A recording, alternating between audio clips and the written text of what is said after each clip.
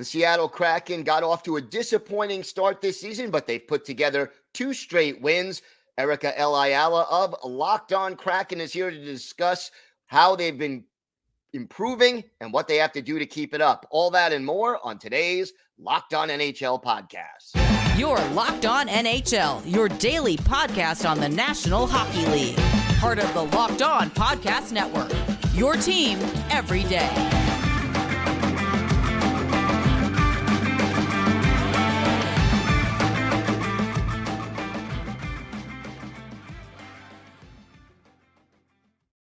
And welcome, everybody, to the Monday edition of the Locked On NHL podcast, part of the Locked On Podcast Network, your team every day. I want to thank everyone who makes Locked On NHL your first listen every day. Don't forget to subscribe on YouTube or wherever you get your podcasts so you can get new episodes as soon as they drop.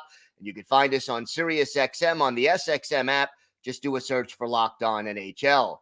Today's episode is brought to you by Sleeper. Download the Sleeper app and use promo code LOCKEDONNHL to get up to a $100 match on your first deposit. Terms and conditions apply. See Sleeper's terms of use for details.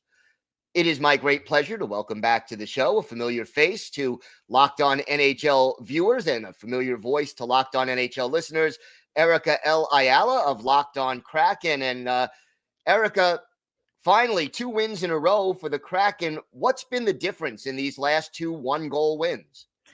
I think the Seattle Kraken have gotten back to the type of hockey that has been their bread and butter in 2 1/4 seasons, just about a quarter. And that has been being a lunch pail, blue collar, by committee team. We're seeing players really step it up when it comes to the physicality. I know that you and I, Gil, have talked on our respective shows about players like our leading scorer, Jared McCann, mixing it up and putting on big hits. And we've also seen some of our forwards, our more finesse forwards, step up and really get into shooting lanes and block pucks at opportune moments to really relieve some of that pressure that our goaltenders have had to absorb because we were giving away breakaways, because we were pinching too much defensively, and then really just giving too much time and too much space to our opponents. So by getting back to a complete team game,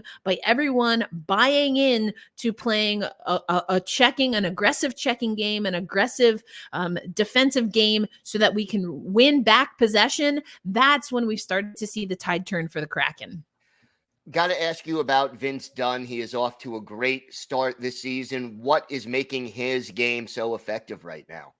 And again, you and I have talked about this on Locked On Kraken, but Vince Dunn, we knew, came in with a big contract. I do think that, or we re-signed him, I should say. And I do think that knowing that he's here for a while, knowing that the Seattle Kraken were able to get to an agreement with him, has put a little bit more emphasis on his whole game being more well-rounded. He was definitely an offensive powerhouse for us last year, but now I'm starting to see the leadership, not just by what he's individually doing, but by being a true leader on this team for the Seattle Kraken. And that not only has he been able to match the type of performance that we expect from him, especially coming off of last season, but now he's able to help especially some of the younger players, and not just defensemen, do that as well. So for my money, I think it's the intangibles of what Vince Dunn is doing from a leadership perspective, including he's even said while he was mic'd up that he's approaching chirping a little bit differently. He said he's not the guy that's going to be yelling on the ice. It didn't really work for him last year. He said his PIMs were higher than he wanted. So he's trying to be more cool, calm, and collected, and that's definitely showing. What about the power play? He seems to really be very effective at quarterbacking that power play. Absolutely. And that goes back to the identity that the Seattle Kraken want to have. We do need to play through our defenders. In our inaugural season, we didn't see that very much. We saw our defenders being kind of more stay at home, and Vince Dunn, that's not really his game. Things broke out for him when he had a little bit more freedom, when he was getting up in the play. And again, it goes back to that everyone gone all in or even by committee. And so when you have players that are really buying into making sure that they are occupying space that their teammates just evacuated, players like Vince Dunn and especially our blue liners, when they hop up in the play, that makes good things happen. And Vince Dunn, that's his game. So having him be able to do that when we have the skater advantage, we've been able to see success on the power play. Had to ask you about Matty Beniers. We talked about him on our crossover episode last week, but he seems to be playing a little better the last few games. What have you seen from him? For me, Matty Beniers was always focused on the right things. The results just weren't coming. I think Matty Beniers continues to be that player who's a great puck hunter for us. He's the prototype. When I say playing in all three zones, playing that possession checking game, it doesn't always work out for him, and he's still learning how to work on gaps and his spacing and whatnot, particularly so he can be even more of an asset for us defensively. But I think what's happened now is it's just the same old song, as we said the other day, but as everyone else is really understanding and nailing their assignments, that provides more pressure on the defense. They can't just focus on Matty Beniers. They can't just focus on Vince Dunn, and good luck if all you're going to do is focus on those guys. Now they have to worry about everyone else, the puck possession moving, and so that opens up seams. Oh my gosh, Jordan Eberle absolutely sold out below the goal line in the corner on a forecheck to set Matty Beniers up for a one-time shot just the other night to get us a really big win in against a division opponent in Vancouver. That to me epitomizes, again, not just the style of play that's been successful for the Kraken, but why we're seeing Matty Beniers be more successful. Talk to me about the goaltending. It seems to be a little inconsistent, although obviously that may have to do with the defense the team is or is not playing in front of them. But how concerned are you about the start that the goaltenders have had this year? I actually haven't been as concerned. You're always focused on goaltending because those numbers are very cut and dry. You know, they're right out there for you. But again, as we've talked about a few times, it has been the defensive assignments, the blown defensive assignments, giving breakaway opportunities. But what I will say is, and I think Philip Grubauer has taken, I don't want to say this in a positive way, but he's taken a positive approach in the competition that he's gotten from Joey Daccord, who's a very good puck moving goaltender. And what we've seen is Philip Grubauer, although that's not his game, he's not going to, jailbreak one of our forwards, but what he can do is be very active with his stick. And we have seen Philip Grubauer, even against the Islanders, he had an active stick and he saved at least 2 goals by being able to cut the passing lanes for, again, in the case of the Islanders, and be proactive in that way. We haven't always seen at least the Kraken version of Philip Grubauer do that. So I like that he's doing that. I like that he's maybe not evolving his game, but he's definitely elevating his game. He wants to be the number one goaltender. We want him to be the number one goaltender. And that's a way that he can do, and he can impact the game positively, just as Joey Daccord does when he's able to shuffle the puck. All right. So how optimistic are you that this team can get back to where they were, or even close to where they were a year ago in the way they're playing?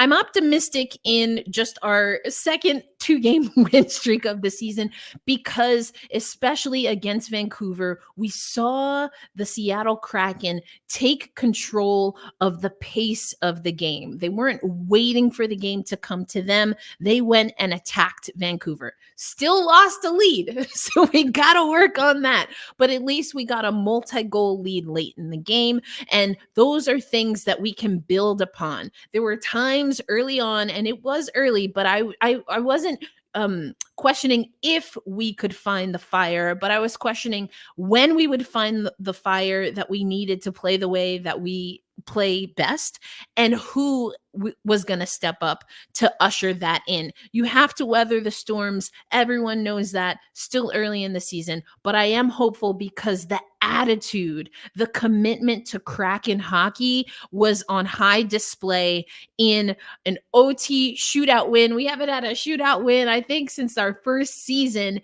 And then again, and not a must-win game, but a very important win against a divisional opponent who's top 2 in the Pacific Division against Vancouver. All right, Erica, why don't you tell our viewers and our listeners where they could find the podcast and where they could find you on social media? For sure. Well, if you want to know my thoughts on the soft leak of the Winter Classic jerseys, very bizarre, you can find me, of course, at Locked On Kraken. We're on YouTube, anywhere you listen to audio podcasts, and you can follow the show on social media at Locked On Kraken. Erica, always a pleasure. Thank you so much. Thank you, Gil.